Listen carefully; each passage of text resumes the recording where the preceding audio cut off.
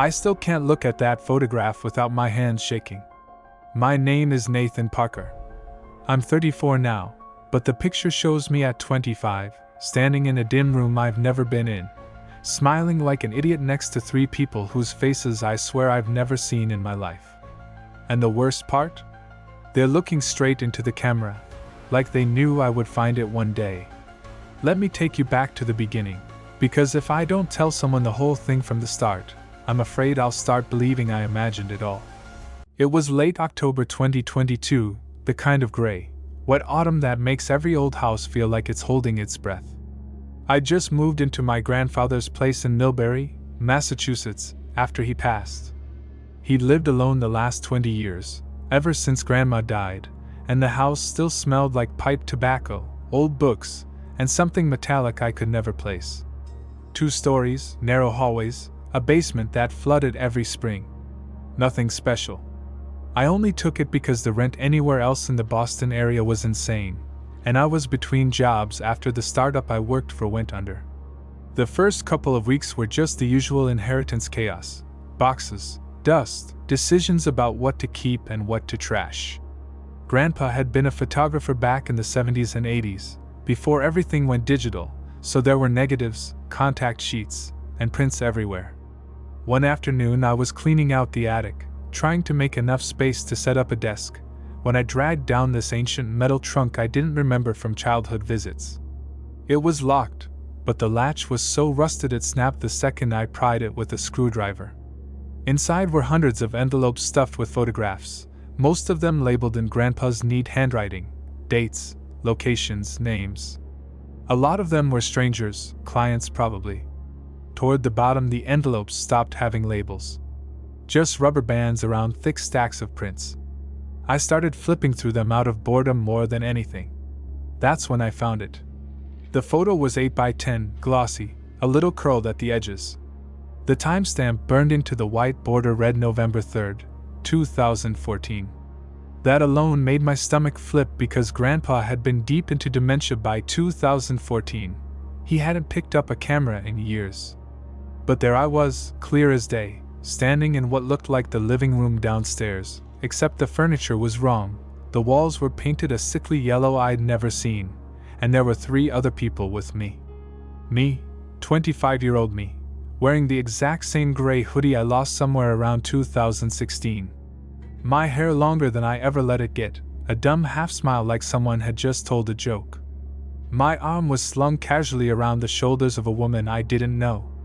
Mid-20s, pale, dark hair in a braid, eyes so light they almost looked colorless in the flash. She was smiling too, but it didn't feel happy. It felt patient, like she was waiting for something.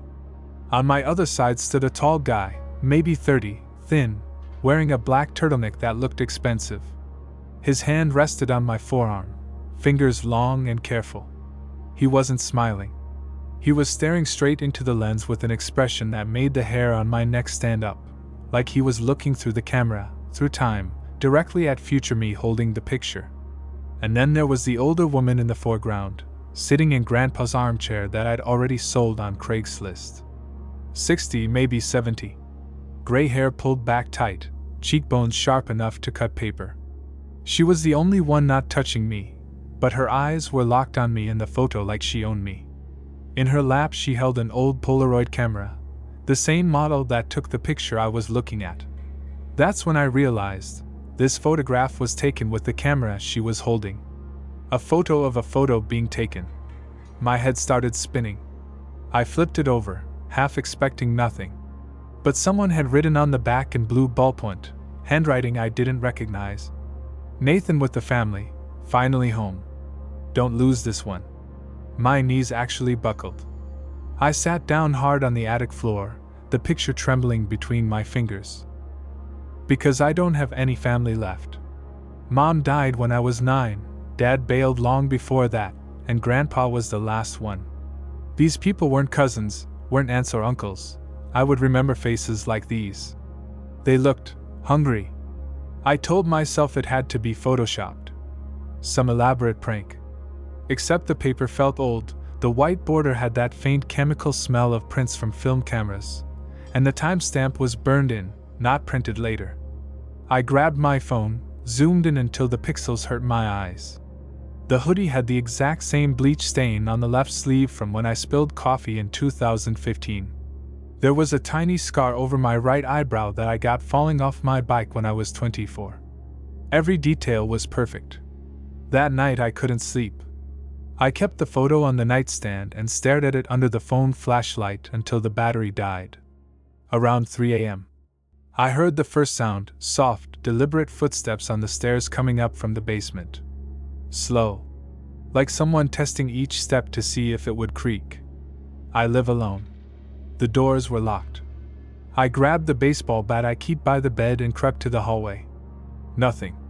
No wet footprints, no cold spots, just my heart hammering so loud I was sure whatever was walking could hear it.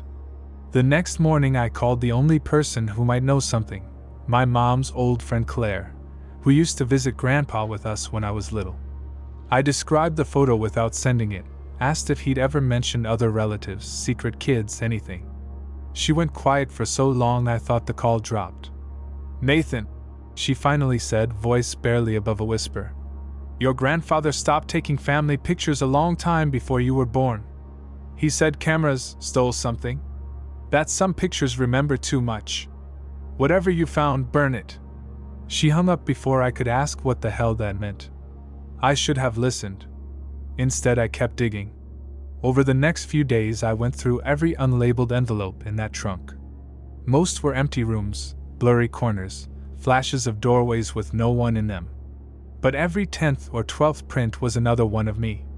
Same gray hoodie, same half smile. Always with those same 3 people, sometimes closer, sometimes further away.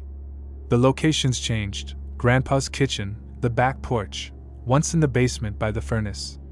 The timestamps jumped around: 2014, 2016, 2019, 2021. Dates I remembered perfectly because they were years when awful, inexplicable things happened to me. Like the month in 2016 when I missed 3 weeks of work and couldn't account for the time. Or the night in 2019 when I woke up on the front lawn with no memory of leaving the apartment. I always chalked it up to stress, sleepwalking, too much drinking. But now I wasn't so sure. The most recent photo in the stack was dated just 6 months before I moved in, April 2022. In it I was standing right here in the attic, flashlight in hand, staring down at an open trunk. The same trunk. The same beam of light cutting through dust. And behind me, barely in frame, the woman with the braid was reaching out, fingers inches from my shoulder, smiling like she'd been waiting years for that exact moment. I dropped the stack and every single print scattered across the floor like a deck of cards. That's when I noticed something I'd missed before. In every single photo, no matter the angle, no matter the room, the grandfather clock in the hallway showed the exact same time. 11:47. I've never owned a grandfather clock. There isn't one in this house. But when I walked downstairs that afternoon, heart in my throat, there it was. Tall, dark wood, glass face, standing at the end of the hallway where I swear empty wall had been that morning. The hands frozen at 11:47. It wasn't ticking. It felt heavy. Like it had always been there and my memory was the thing that was wrong. I haven't touched it. I haven't gone near it. Because last night, at exactly 11:47 p.m., I heard the soft chime. Just once. And when I crept to the hallway with my phone flashlight, the clock was gone. But on the floor, arranged in a neat little stack, were 4 new photographs I've never seen before. The top one shows me asleep in bed, last night, taken from the foot of the mattress. The timestamp reads today's date. And in the darkness behind me, 3 pale faces wait, patient as ever. I don't know what they want. I don't know how long they've been waiting. But the clock is back in the hallway now. And the hands have started moving again. I didn't sleep after that. How could I?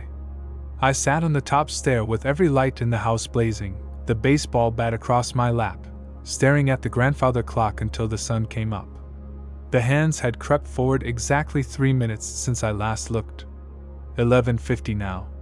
I could hear the faint tick, tick, tick, like a pulse coming from inside the wood. Morning didn't make it better. The house looked sick in daylight.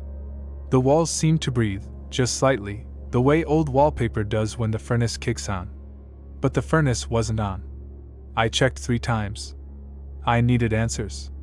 I needed to know why my dead grandfather had hundreds of pictures of me with people who shouldn't exist. So I did the only thing I could think of. I went back to the trunk. I carried it downstairs, set it on the kitchen table, and started going through every single envelope again, slower this time. That's when I found the notebook. It was wedged at the very bottom, black leather, pages warped with age. No title. Not age. Water. The cover was swollen, the ink inside bled in places, but the handwriting was Grandpa's, the same careful block letters he used on the photo envelopes. The first entry was dated 1978. I only read the first page before I had to stop and throw up in the sink. He wrote, "They come through the lens. Not all of them. Most photographs are harmless. But sometimes the shutter opens a door, a crack, and something on the other side notices. If you take their picture, they start to remember you. If they take yours, they start to own you. I learned too late. The woman with the braid was first. She smiled at me in 1959 and I haven't been alone since." My hands were shaking so badly I could barely turn the page. The next entries were frantic, jumping years. 1983. The tall one brought the old woman tonight. They stood at the foot of my bed and waited until I woke up. They didn't speak. They never speak. They just wait for me to invite them closer. 1991. Tried burning the negatives. The fire wouldn't take. The images came out clearer in the ashes. 2004. The boy looks like me. Same eyes. He stands behind me in every mirror now. I think he's what I'll become when they finally finish. The last 20 pages were nothing but dates and times. Hundreds of them. Almost every entry ended with the same line. Clock stopped at 11:47 again. I slammed the notebook shut. My mouth tasted like copper. Because I suddenly understood something that made the floor tilt under me. Grandpa didn't take those pictures of me. They did. They used his cameras. His darkroom. His house. And when he got too sick to hold the camera anymore, they waited. Patient. Always so patient. I don't know how long I sat there staring at the notebook. Long enough for the light outside to shift from pale morning to bruised afternoon. Long enough for the temperature in the kitchen to drop 20 degrees even though the thermostat reads 68. That's when the landline rang. I hadn't even known the house still had a landline. The sound was wrong, too loud, too sharp, like a scream cut into a ringtone.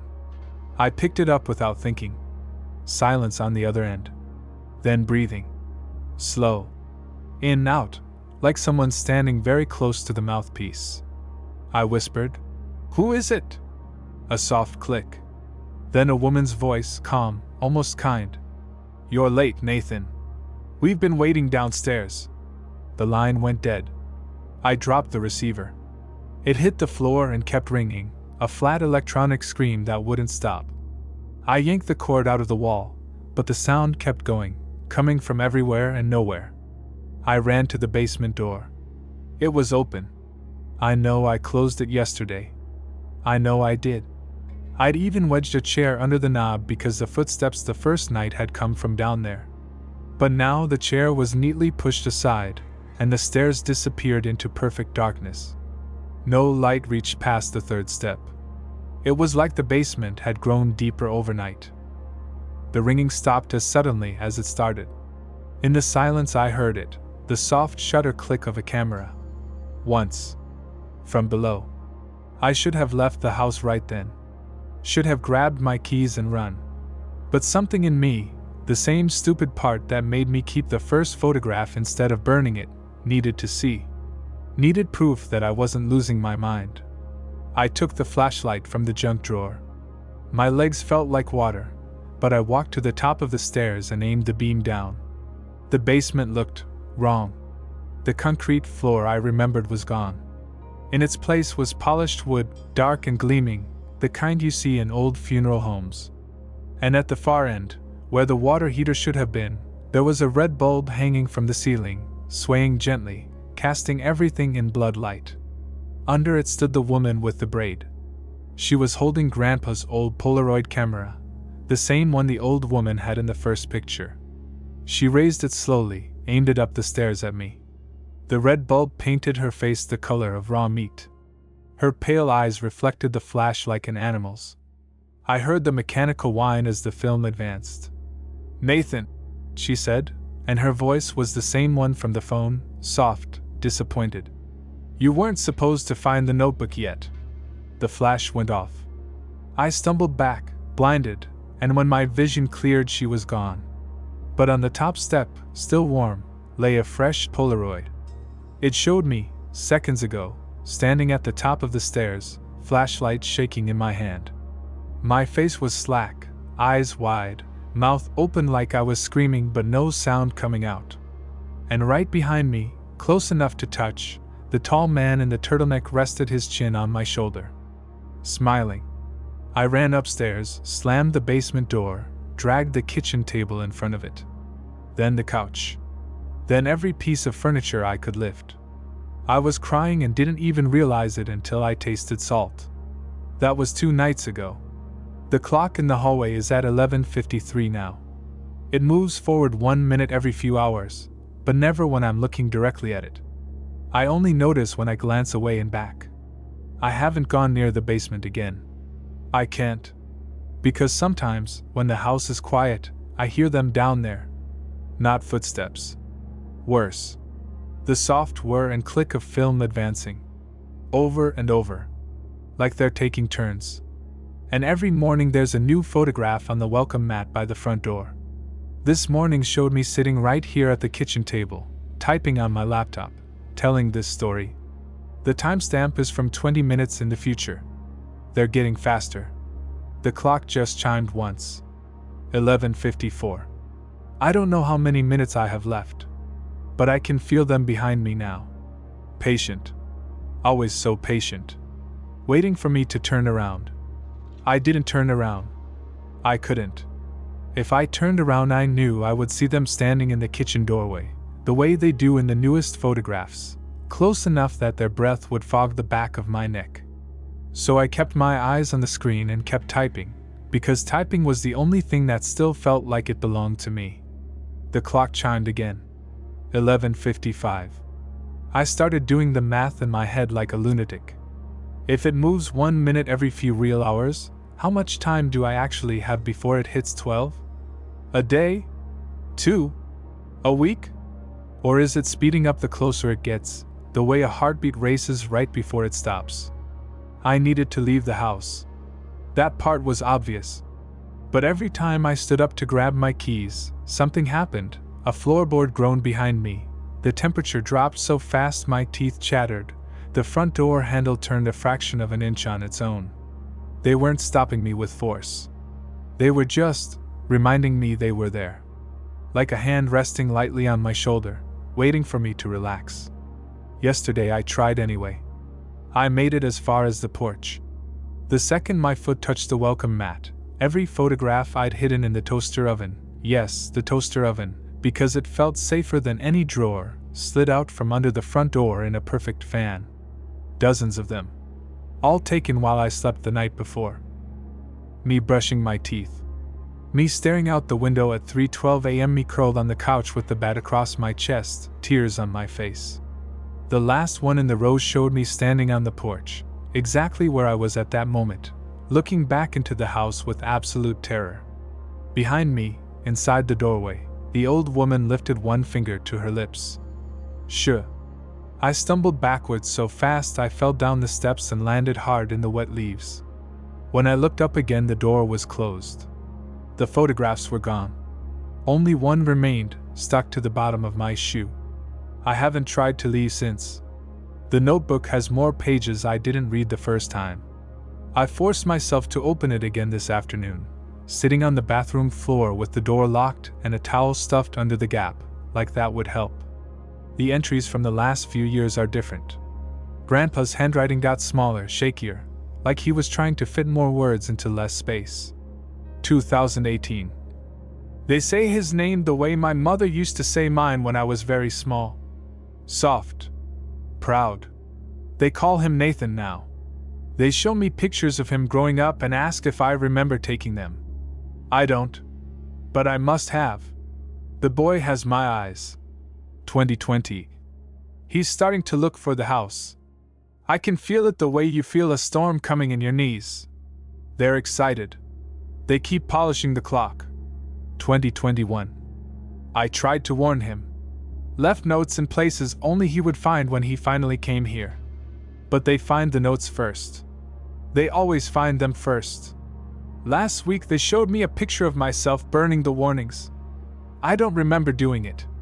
The final entry is only 3 lines, written so hard the pen tore the paper. He's here. The clock is almost at 12. Forgive me, Nathan. I was never trying to keep them out. I was trying to keep you in. I read that line 7 times before the meaning sank in. This house wasn't a trap for them. It was a trap for me. They didn't haunt my grandfather. He let them in. He needed a replacement. The realization hit me so hard I gagged. All those years he lived alone, refusing to move into a home, refusing visitors toward the end. He wasn't hiding from them. He was waiting for me to turn 25, the same age he'd been in 1959 when the woman with the braid first smiled at him through a viewfinder. 25. That's when the hoodie appears in every picture.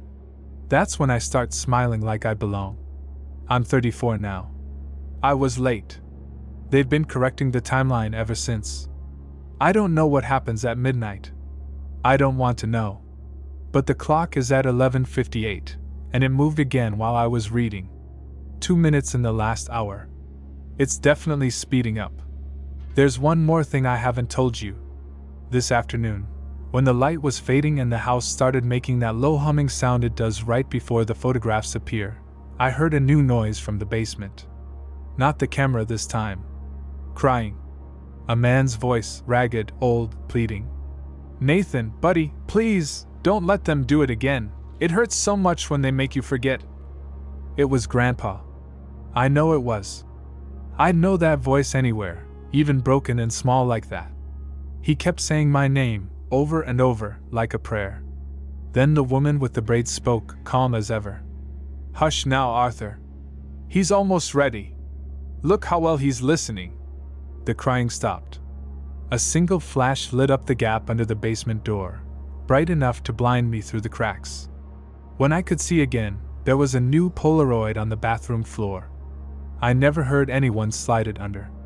It shows me sitting exactly where I am now, knees drawn up, phone in one hand, tears cutting clean tracks through the dust on my cheeks. Behind me, the bathroom door is open for the first time in 2 days. The tall man stands in the hallway holding the grandfather clock like it weighs nothing. The old woman is adjusting the time with careful fingers. The clock reads 11:59. And my own face in the photo isn't scared anymore. I'm smiling. The same patient, waiting smile they all have. I can feel it on my face right now. My mouth wants to do it again. My cheeks ache from trying not to. The hum is getting louder. It's coming from inside my skull. I think this is the last thing I'll write as the real Nathan. If you're listening to this someday, if someone finds my phone, if the recording somehow makes it out of this house, don't come looking for me. Don't trust any pictures of me smiling after October 2022. And whatever you do, don't wind the clock. It's almost 12. I can hear them on the stairs now. Soft footsteps. No hurry. They're coming to help me forget how scared I was. They're coming to bring me home. The clock just The chime never finished. It started this deep, bronze note that rolled through the house like a wave, and then it cut off mid-ring, as if someone had clapped a hand over the bell. The silence that followed was worse than any sound. My ears popped. The lights flickered once and steadied, dimmer than before, the way they do right before a storm knocks the power out. I was still in the bathroom, back pressed to the door, when I realized I wasn't breathing. I sucked in air and it tasted wrong, thick, chemical, like the inside of an old camera. The Polaroid with my smiling face was no longer on the floor. It was in my hand. I don't remember picking it up. The hallway beyond the door was dark, but not empty. I could feel the weight of them standing there, patient, the way you feel someone watching you from across a quiet room. No footsteps. They didn't need them anymore. A voice spoke. Not from the hallway. From inside the photograph itself. The woman with the braid, soft and warm, like a mother waking her child on the first day of school. "It's time, Nathan. Come out. We've waited long enough." My legs moved before I told them to. The doorknob turned under my fingers, cold as ice.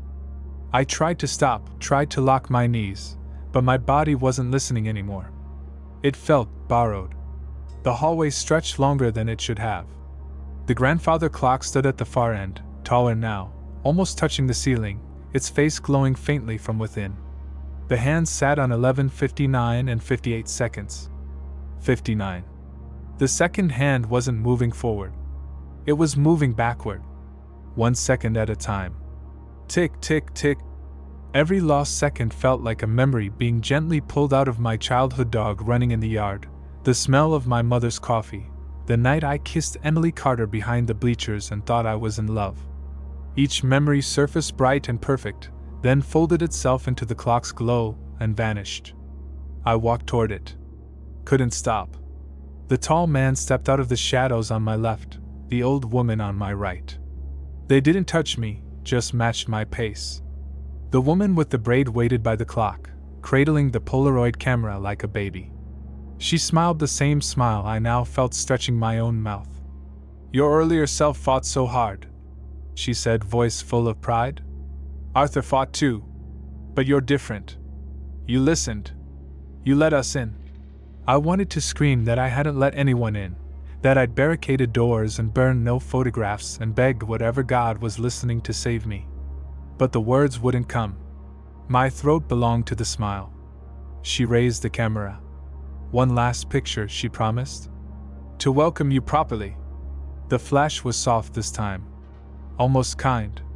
When the spots cleared from my eyes, I was standing inside the clock. Not in front of it. Inside it. The glass face was a window looking out into the hallway.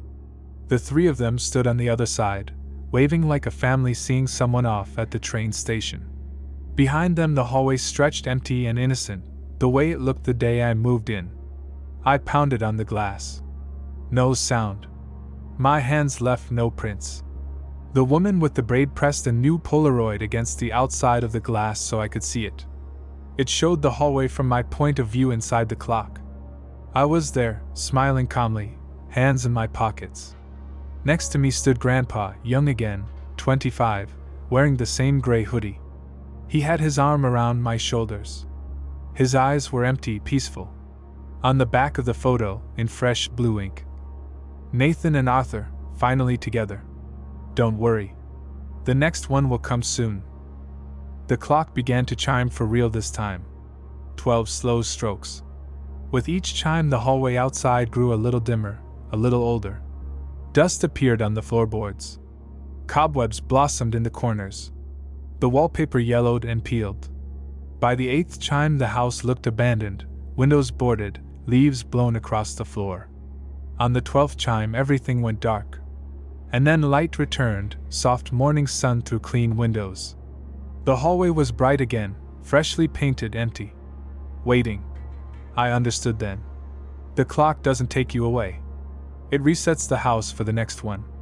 I'm part of the welcome committee now. I can feel the others beside me, Grandpa, and the ones who came before him, stretching back to whenever this started. We stand just out of sight, patient, polishing the clock, arranging the photographs, practicing our smiles. Sometimes I feel someone new moving in upstairs.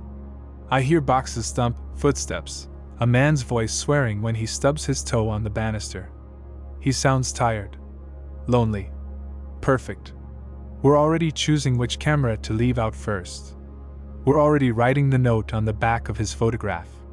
He'll find it in a trunk one rainy afternoon. He'll think it's strange. He'll keep it. And when he finally looks up and notices the hallway is a little longer than it should be, we'll be ready. We've waited so long. We're so good at waiting. The clock is back at 11:47. It always goes back to 11:47. There's no dust anymore.